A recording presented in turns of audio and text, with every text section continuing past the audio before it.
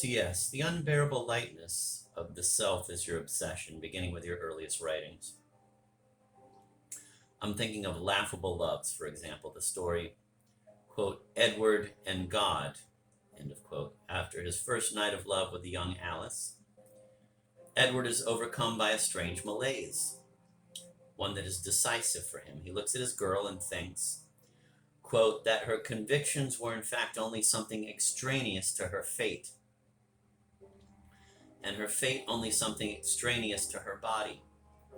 He saw her as an accidental conjunction of a body, thoughts, and a life's course, an inorganic conjunction, arbitrary and unstable, end of quote. And again in another story, quote, The Hitchhiking Game, end of quote. In the final paragraphs of the tale, the girl is so upset by her uncertain hold on her identity that she sobs, quote, I am me, I am me, I am me, end quote. Milan Kundera. In the unbearable lightness of being, Teresa is staring at herself in the mirror. She wonders what would happen if her nose were to grow a millimeter longer each day. How much time would it take for her face to become unrecognizable? And if her face no longer looked like Teresa, would Teresa still be Teresa? Where does the self begin and end? You see, not wonder at the immeasurable infinity of the soul, rather wonder at the uncertain nature of the self and of its identity. CS, there is a complete absence of interior monologue in your novels. Milan Kundera. Joyce set a microphone within Bloom's head. Thanks to the fantastic espionage of interior monologue, we have learned an enormous amount about what we are. But myself, I cannot use that microphone. CS. In Ulysses, interior monologue pervades the entire novel. It is the ground of its construction, the dominant process. Could we say that in your work, philosophical meditation plays that role? Kundera. I find the word philosophical inappropriate. Philosophy develops its thought in an abstract realm, without characters, without situations.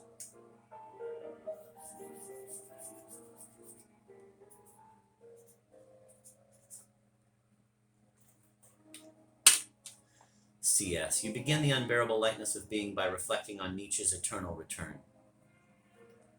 What's that but a philosophical idea developed abstractly, without characters, without situations? Kundera. Not at all. That reflection introduces directly from the very first line of the novel the fundamental situation of a character, Tomas. It sets out his problem, the lightness of existence in a world where there is no eternal return. You see, we finally come back to our question, what lies beyond the so-called psychological novel? Or put another way, what is the non-psychological means to apprehend the self? To apprehend the self in my novels means to grasp the essence of its existential problem, to grasp its existential code. As I was writing The Unbearable Lightness of Being, I realized that the code of this or that character is made up of certain key words. For Teresa,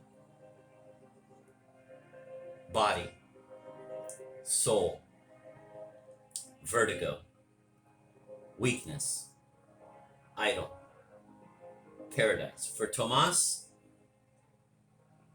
lightness, weight.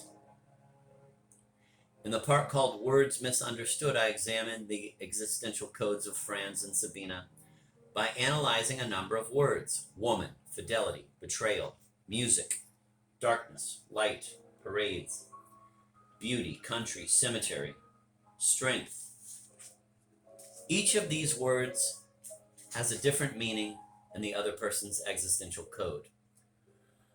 Of course, the existential code is not examined in abstracto. It reveals itself progressively in the action and the situations. Take Life is Elsewhere. The third part, the hero, the bashful Jeromil, is still a virgin. One day he is out walking with a girl who suddenly lays her head on his shoulder. He is overcome with happiness and even physically excited. I pause over that mini event and note, quote, the pinnacle of happiness Jeromil had experienced up to this point in his life was having a girl's head on his shoulder, end of quote. And from that I try to grasp Jeromil's erotic nature. Quote, a girl's head meant more to him than a girl's body, end of quote. Which does not mean, I make clear, that he was indifferent to the body, but, quote, he didn't long for the nudity of a girl's body. He longed for a girl's face, lighted by the nudity of her body. He didn't long to possess a girl's body. He longed to possess the face of a girl who would yield her body to him as proof of her love, end of quote. I try to give a name to that attitude. I choose the word, quote, tenderness, end of quote, and I examine the word. Just what is tenderness?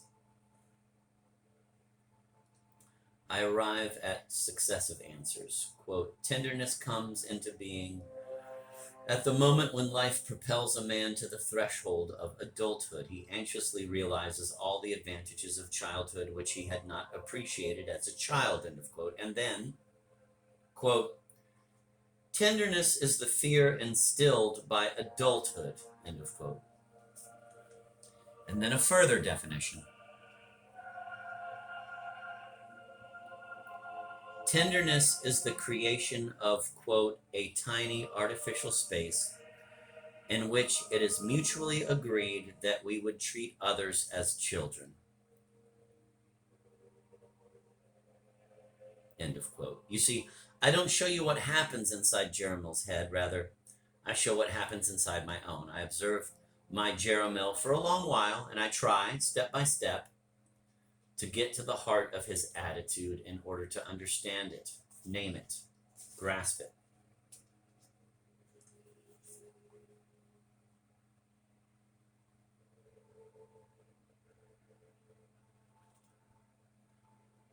In the unbearable lightness of being, Teresa lives with Tomas, but her love requires a mobilization of all her strength. And suddenly she can't go on. She longs to retreat, quote, down below, end of quote, to where she came from. And I ask myself, what is happening with her? And this is the answer I find. She is overcome by vertigo. But what is vertigo?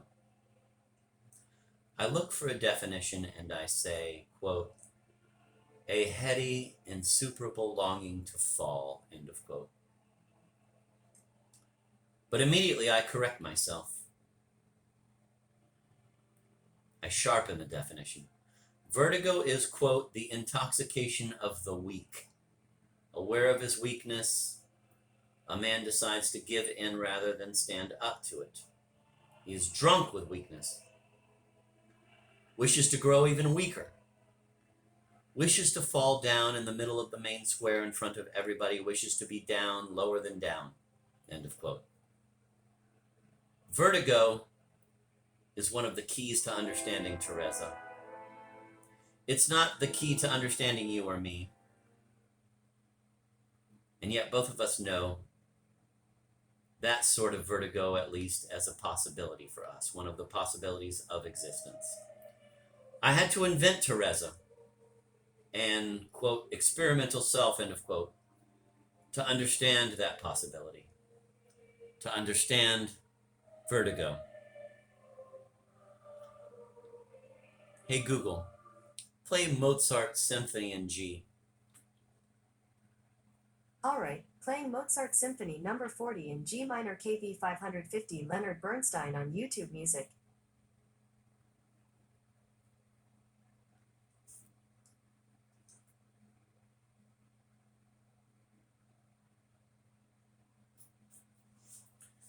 But it isn't merely particular situations that are thus interrogated. The whole novel is nothing but one long interrogation. Meditative interrogation. Interrogative meditation. is the basis on which all my novels are constructed. Look at Life is Elsewhere. The original title of that novel was, quote, The Lyrical Age, end of quote. I changed it at the last minute under pressure from friends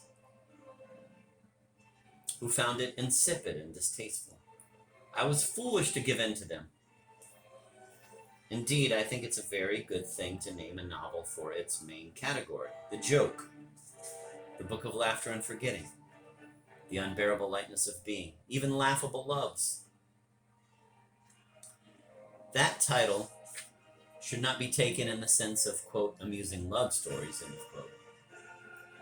The idea of love is always associated with seriousness.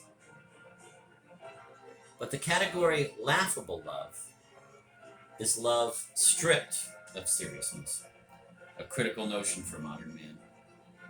But to return to Life is Elsewhere,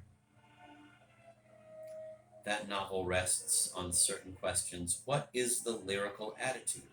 How is youth a lyrical age? What is the meaning of the triad? Lyricism, revolution, youth. And what is it to be a poet? I remember having begun that novel with this working hypothesis, a definition I set down in my notebook. Quote, the poet is a young man whose mother leads him to display himself to a world he cannot enter, end of quote.